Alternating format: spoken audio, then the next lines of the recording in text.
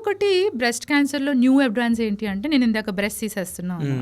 So ఇదివరకు అందరికీ breast తీసేవాళ్ళం, అలా కాదు, ఇవల్యూషన్ చాలామంది యంగ్ ఏజ్ గ్రూప్లో వస్తున్నారు అని చెప్తున్నాను కదా.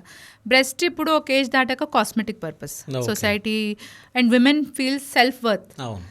సో అలాంటప్పుడు యంగ్ ఏజ్ గ్రూప్లో వస్తుంది. మరి సర్వైవల్ కూడా ట్రీట్మెంట్ బాగా అడ్వాన్స్ అయింది అన్న, సర్వైవల్ చాలా ఇయర్స్ పెరుగుతుంది. సో వాళ్ళకి సర్వైవల్ పీరియడ్ కూడా మా రెస్పాన్సిబిలిటీ. వాళ్ళు బతకడం అంటే నెంబర్ ఆఫ్ ఇయర్స్ బతకడం ఇంపార్టెంట్ కాదా, ఎక్కువ బతికినన్ని రోజులు they should be happy about it. ఆ లివింగ్ క్వాలిటీ ఆఫ్ లైఫ్ కూడా మేమే చూసుకుంటాము. సో ఒకవేళ మీకు ఇంట్రెస్ట్ ఉంది అని అంటే బ్రెస్ట్ ప్రిజర్వ్ చేసి కూడా చేస్తాము, క్యాన్సర్ ఉన్నా సరే. ఆ బ్రెస్ట్ ప్రిజర్వ్ చేయడం కూడా ఫస్ట్ ఏంటి, ఓన్లీ గడ్డ తీసేసేవాళ్ళం. దానివల్ల బ్రెస్ట్ కాస్మెటిక్గా ప్రిజర్వ్ అవ్వట్లా. సగం బ్రెస్ట్ తీసిన తర్వాత ఆ సగం బ్రెస్ట్ ఇంకేం కాస్మెసిస్ అంటాం. సో అలా కాదని చెప్పి ఇప్పుడు ఆంకోప్లాస్టిక్ టెక్నిక్స్ వచ్చినాయి.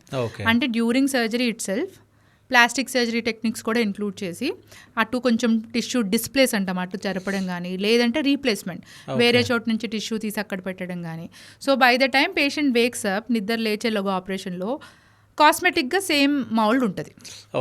క్యాన్సర్ పోతుంది, కాస్మెటిక్గా సేమ్ మౌల్డ్ ఉంటుంది. ఆర్ కొంతమందికి బ్యాడ్ క్యాన్సర్ ఉంది, మొత్తం తీసేసాం అనుకోండి, స్టిల్ మైక్రోవాస్కులర్ రికన్స్ట్రక్షన్ అంటాము. అంటే మీకు అబ్డామెన్ పైన ఫ్యాట్ ఉంటుంది కదా, దాన్ని అబ్డామెన్ ఫ్లాట్గా అయిపోతుంది, దాన్ని తీసేసి ఆ ఫ్యాట్ని తీసి బ్రెస్ట్ మౌల్డ్ కింద కూడా స్టిచ్ చేసేస్తాం. సో ఇప్పుడు ఇది మైక్రోవాస్కులర్ రికన్స్ట్రక్షన్ ఆప్షన్స్ కూడా ఉన్నాయన్నమాట, ఫ్రీ ఫ్లాప్స్ అంటాం. సో కాస్మెసిస్ ప్రిజర్వ్ చేసుకుంటూ, ఫంక్షన్ ప్రిజర్వ్ చేసుకుంటూ, అలాగని రికరెన్స్ తగ్గించుకుంటూ, ఇలాంటి బట్టి ట్రీట్మెంట్ ఆప్షన్స్ అనేవి ఉంటాయి. ఇన్ అడిషన్ టు దట్ శంఖలో. సో బ్రెస్ట్ క్యాన్సర్ అనేది శంఖకు కూడా స్ప్రెడ్ అవుతుంది. సో మనకేంటి అంటే ట్రీట్మెంట్ డెసిషన్స్కి స్ప్రెడ్ అయిందా లేదా అని.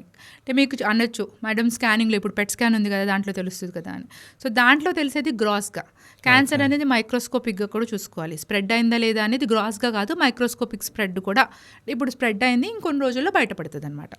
సో మేము డ్యూరింగ్ సర్జరీయే ఎక్కడికైతే వెళ్తాయో ఆ కణాలు తీసి టెస్ట్కి పంపించేవాళ్ళం. ఇదివరకు సేమ్ శంఖలో మొత్తం తీసేవాళ్ళం. ఇప్పుడు అలా కాదు, ఎక్కడికి వెళ్తుందో ఒక డ్రగ్ ఇచ్చి చూసుకుంటాము, పాత్వే డిస్ చూసుకొని ఫస్ట్ 2 నోట్స్ సెంటినల్ నోట్స్ అంటాం. అంటే ఫస్ట్ దీనికి వెళ్ళాకే నెక్స్ట్ స్టెప్కి వెళ్తాయి అనమాట అవి. సో ఈ ఫస్ట్ స్టెప్లోనే క్యాన్సర్ లేదంటే నెక్స్ట్కి వెళ్ళే ఛాన్స్ తక్కువ, కాబట్టి దాన్ని అప్పటికప్పుడు తీసి పరీక్షకు పంపించి డ్యూరింగ్ సర్జరీ మాకు తెలుస్తుంది అనమాట స్ప్రెడ్ అయిందా లేదా అని. వాళ్ళు చెప్పేస్తారు.